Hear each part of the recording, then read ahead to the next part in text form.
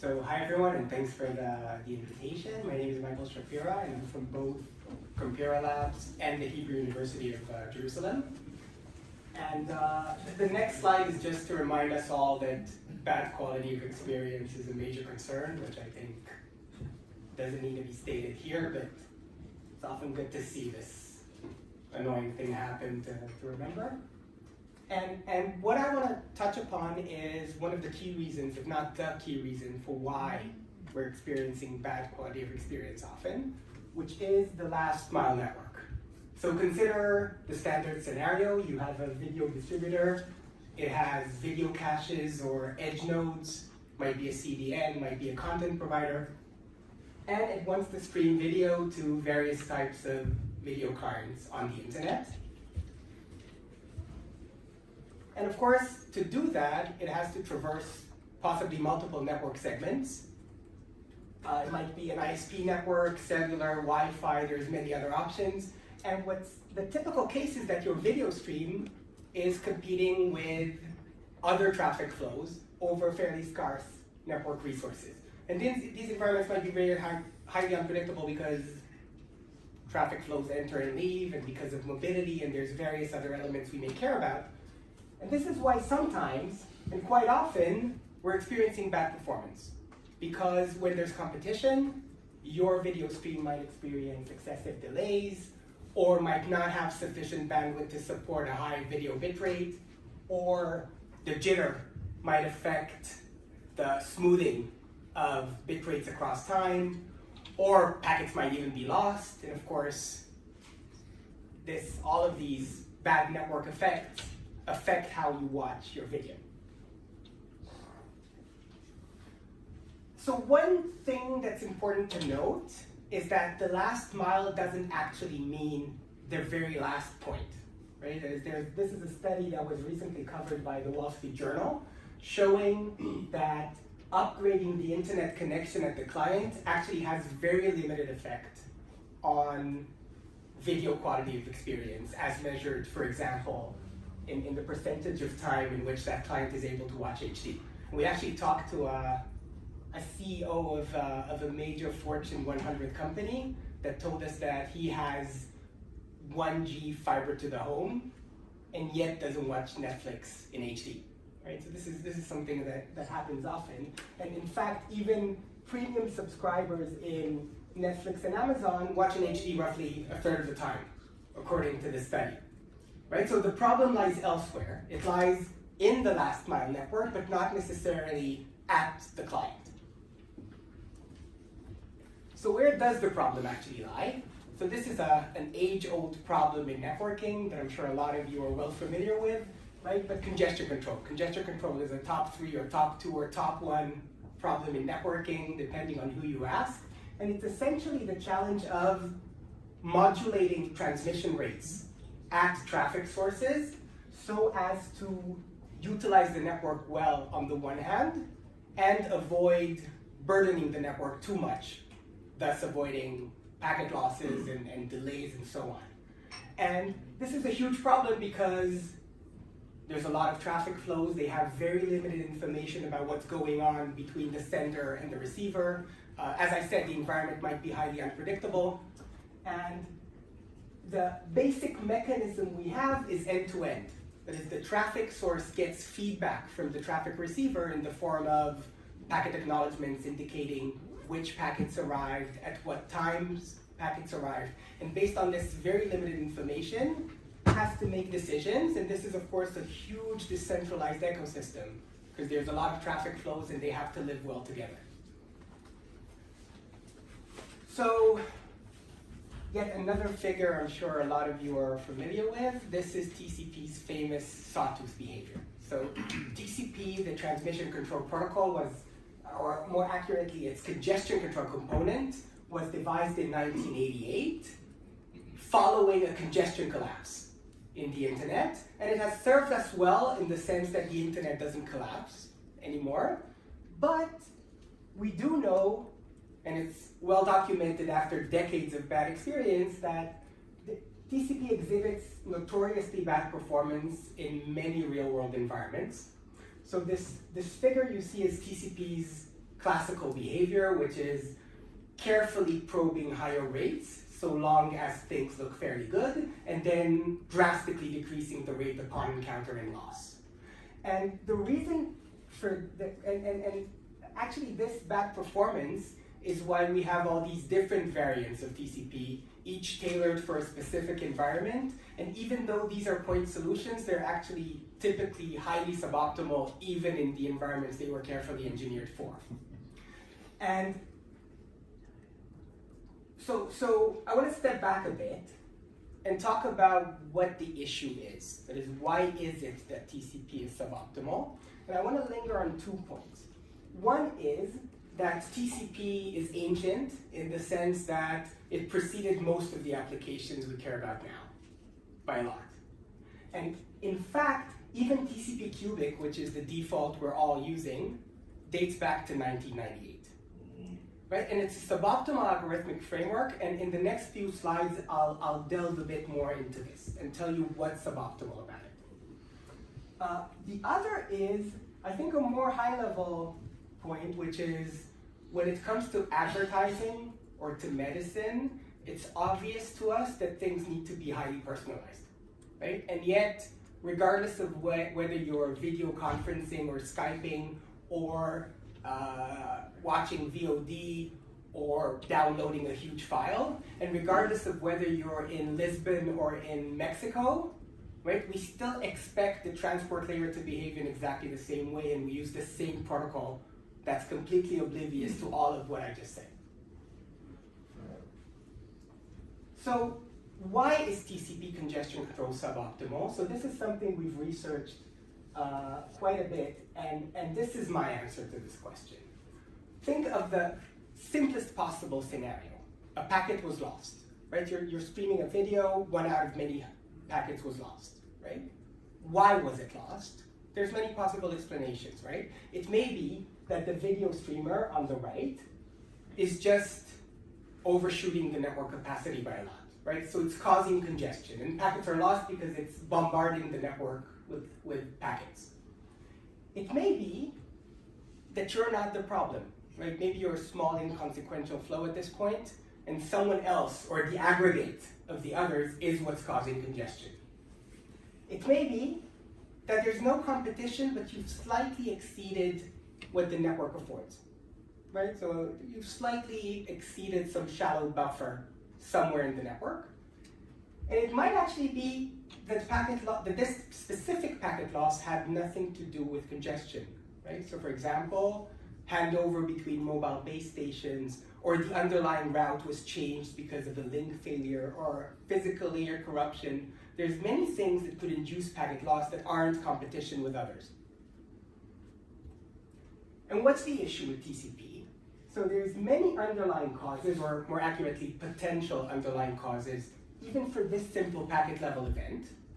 And there's many drastically different things you should have done in response, right? So if you're the one causing congestion, even for selfish reasons, you should decrease your rate by a lot, right? If you're overshooting by a lot. If it's someone else, there's no point in drastically lowering the rate by a lot because it's not going to improve the situation, it will harm your performance. If it's just slightly exceeding the network capacity, then you should slightly decrease your rates to match the network capacity. And if it's non-congestion loss, often what you need to do is to increase your rate because you haven't experienced congestion yet, right? So for example, if you're alone on a link and 1 out of every 100 packets is dropped, not because you're competing with anyone, there's no point in not fully utilizing the link's bandwidth. The issue with TCP is that it's a hardwired mapping from packet level events to control responses. Typically, for example, whenever you see a packet loss in most variants of TCP, you would have your transmission rates, right? So that means that not only are you behaving in a pretty arbitrary manner because why is half better than 1/3 or 2/3, right? But also, in a lot of these situations, you're doing the exactly wrong thing. And this is why we're often seeing really bad performance with TCP. So what I want to do next is contrast two recent approaches that have received quite a fair bit of attention in the literature and from the industry, called PCC, Performance-Oriented Congestion Control, from Hebrew University, from my research group, and Professor Brighton Godfrey's research group at UIUC, at the University of Illinois Urbana-Champaign, and BBR from Google. And BBR stands for bottleneck bandwidth and RTT. And I want to contrast them not only because they're two very different approaches, but because they also reflect two very different design philosophies. And I'll delve a bit into what that means. One comment about deployability before diving into the two approaches, and this is why we're having this discussion now, even though people have been trying to change TCP for decades, is that these approaches are highly deployable in the sense that they only require sender-side changes and only to the transport layer, and even these changes can be realized via a module in the kernel, as opposed to having to recompile everything. And even today we have various congestion control modules in TCP that we can use, so think of these as yet to others, deployment-wise. So you don't need to change the video streamer, you don't need to touch the video client, all you need to change is the transport protocol, and that change is also quite surgical, so I'll talk about what I mean by this. Right? And indeed, these two are both implemented both as open source Linux kernel modules and in Quick already, and could be implemented in various other transport protocols if need be. So let's start with BBR. So BBR is a recent development from Google, and BBR, underlying BBR, is a very simple but meaningful observation, which is that think of sending traffic over a network path. So this is your network pipe. What you really should care about is the bottleneck link. Somewhere your traffic is bottlenecked. And what you want is to target the bandwidth you're getting at the bottleneck link. So this entire network path can be modeled as a single link that reflects what's going on in the bottleneck link, and with delays that equal the delay of the entire path, right? So actually, BBR is one of the protocols with the more accurate titles in the history of protocols, right? It's really bottleneck bandwidth and RTT. This is exactly what it tries to measure. This is exactly what it tries to target. And what you want to do is seek this optimal operating point where you're exactly sending at the bottleneck link's bandwidth, because if you increase your rate, you'll start suffering either delays or losses. If you decrease your rate, then you're sending less than the network affords. And what BBR does is probe the network for exactly these parameters, the bottleneck bandwidth and the minimum RTT. And what you see here is BBR, the sending rate, look at the blue, right? BBR's behavior over time, over a single link. And on the right, you can see that it sort of hit this steady state where it's sending at the bandwidth of the link, and every once in a while checking that it's in the right place by probing and then draining the queue. Right? But in a nutshell, what's going on is you're really trying to find this optimal operating point. And this has advantages over Cubic. BBR gets better throughput because it actually does seek that optimal operating point. It lowers packet delays, which is really not surprising because TCP Cubic, your default, doesn't care about delays at all. It doesn't quantify delays when making decisions, and BBR does. And it exhibits higher resilience to loss because it doesn't aggressively react to individual packet losses. It aggregates statistics. But the issue is that last mile networks are remarkably complex things. And a model of a last mile network as a single link might, but often might not, capture reality because the network is highly dynamic, traffic flows enter and leave, because they're short-lived flows that you experience as traffic bursts, because different transport layer protocols might coexist and might react to the same events in different ways, and it's really hard to reason about the resultant dynamics, right? You're no longer competing against yourself necessarily as you would, say, within Google's data centers but you're competing with others that are doing very different things potentially. Routing changes might happen. Users might be mobile, and so on and so forth, right? And often what happens is that you see bizarre behavior induced by the mental picture of the network underlying BBR deviating from the actual network it experiences. And this brings us to PCC, which I would call a black box approach to congestion control, and I'll explain what I mean by this. But at a high level, it's not trying to model the last mile network, but trying to respond to empirically observed performance. So let me tell you a bit about PCC. So this, as I said, this was developed at Hebrew U and UIUC.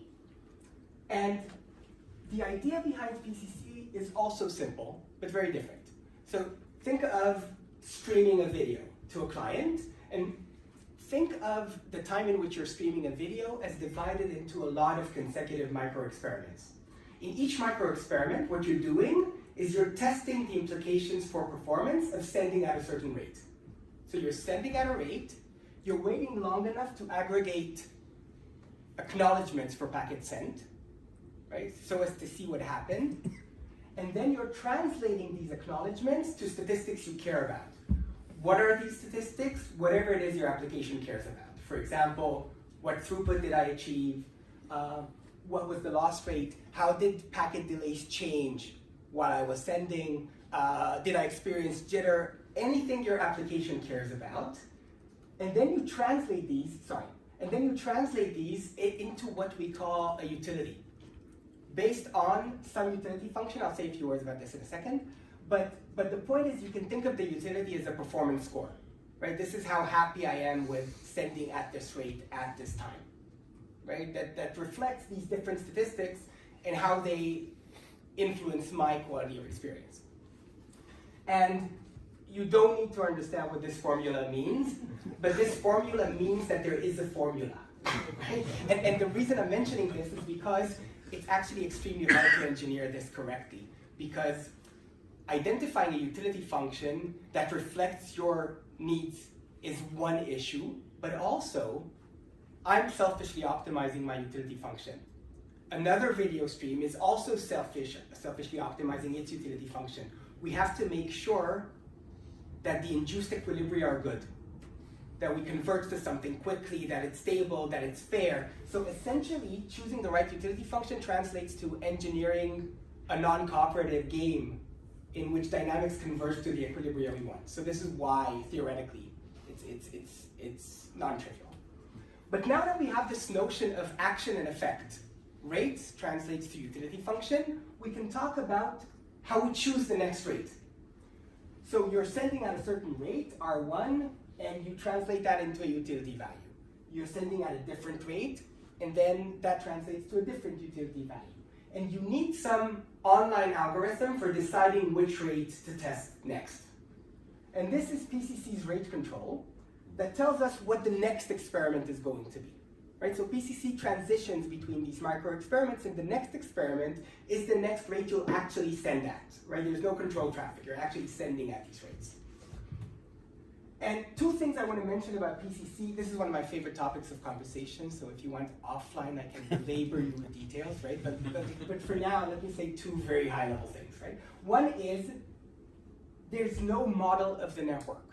You're experiencing the implications of sending at different rates, and you're trying to adjust your rate in the direction and to the extent that optimize empirically observed performance. The second is there's very rich theory for how one should do this. So there's a body of literature in machine learning and game theory called online learning, which is exactly about decision making in the face of uncertainty and the implications for the individual and for competition. And this is what underlies PCC's online rate selection mechanism. And this is the results of an experiment, and I'll later show, this is a controlled experiment, but I think it illustrates a certain point that I'll later show you a demo of what this translates to in the real world. But the x-axis is time, the y-axis are sending rates for different protocols, and you're on a single link, and its parameters change every 5 seconds. right? So they take values from these ranges of bandwidths, RTT, round trip times, delays, and loss rates. And every 5 seconds, the link changes. And what you see here, the dashed black line, is the optimal rate in hindsight. That is, this is what you would have sent had you known in advance everything that was going to happen. What you see there scratching the bottom is TCP cubic. Okay? And what you see in blue is BBR. So notice, sometimes it behaves well, sometimes it behaves horribly. And if you actually zoom in on these points where it behaves horribly, it's exactly where the white box approach fails. It's exactly where BBR has deduced that something is happening, but it doesn't match what's actually happening in the network. 10 minutes. Thanks. And both the green and the orange are two variants of PCC. You would prefer to be the green than the orange because you always want to be close but slightly under. Because when you're above, that's where packets start getting delayed and lost. And let me show you a demo of an actual experiment. There's two, let me just tell you what we're seeing. There's two video streams leaving the same location. There's different bit rates that can be chosen. It's all packaged in MPEG-, right? One is sent over TCP cubic, the other is sent over PCC to the same location. Okay, and this is the demo. Oh, it's Big Buck Bunny. Just the APR pool. Yeah, so you're seeing, soon I'll talk about these parameters, but we're now measuring the duration of downloading each chunk and the bit rate at which it was downloaded, and you can see, but look for now at the effects for quality of experience you're seeing. Still the same movie, still the same plot line.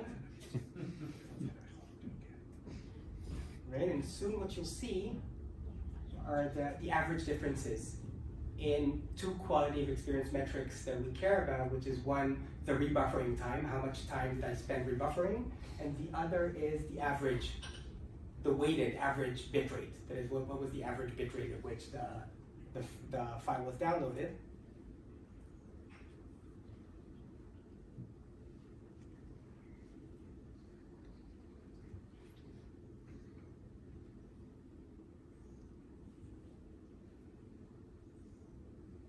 Yeah, so here you can see, and you'll see this later, right, that this is actually sent at fairly low bit rates, even 128.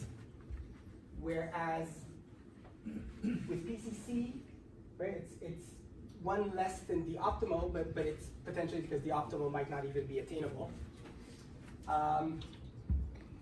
Right, and when we look at the two metrics I mentioned, right, there's a 4x difference in terms of buffering time, and more than a 3x difference in terms of the average bit rate. And there's other metrics that we already saw PCC do better in. For example, if you notice, the startup time was lower for PCC, and of course there's other metrics one could look at. So, what's this happening again? Yeah. One other thing I want to mention is that PCC's utility framework actually gives you a way to customize.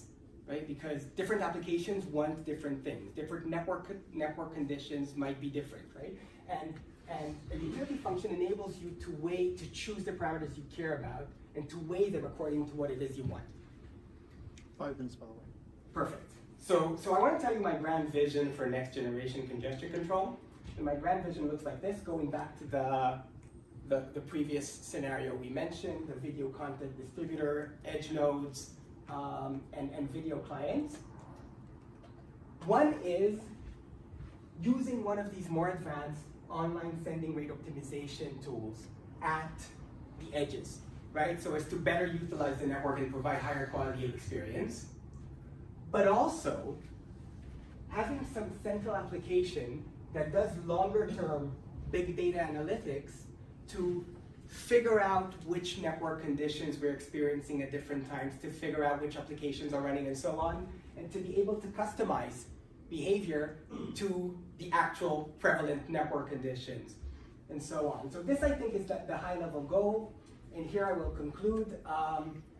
Next generation congestion control is crucial if you want to improve QoE and video streaming, and if you talk about even more demanding applications, AR, MR, VR, etc., there's no reason why that shouldn't be the case, irrespective of the transport layer protocol. So there's nothing I said other than the deployability concerns that was specific to TCP, right? The same goes for QuIC and the same goes for any other transport layer protocol we're using now or will have in the future.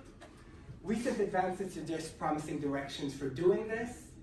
And in terms of next steps, one thing that we're looking into and that I think is interesting is incorporating application layer statistics into the transport layer, because clearly the video streamer and video clients know better than the transport layer what's going on, but the transport layer is capable of aggregating statistics at much faster rates, not seconds, but milliseconds. The other, which might be of interest to this forum, is a POC for next generation congestion control at the SVA. And here I shall conclude. Thank you very much.